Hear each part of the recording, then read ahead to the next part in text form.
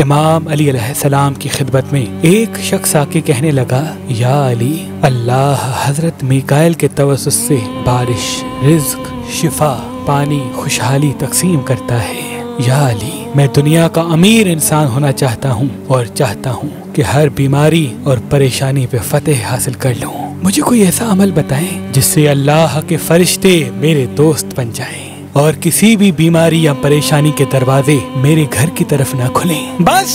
जैसे ही ये पूछा गया तो इमाम अली अलैहिस्सलाम ने फरमाया, ऐ बंदाए खुदा, याद रखना,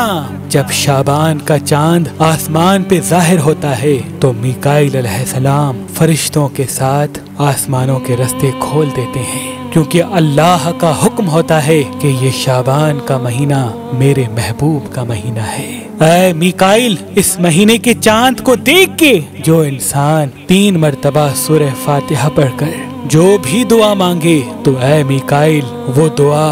बगैर किसी हिसाब व किताब के उसकी तकदीर में लिख देना। और यूं शाबान के चांद देखने के बाद दुआ मांगने वाला अपने मुकद्दर के दरवाजे खोल देता है, दौलत, इल्म और शोहरत से नवाजा जाता है और अल्लाह के करम से बीमारियों के दरवाजे उसके घर की तरफ कभी खुलते नहीं, घर की तरफ कभी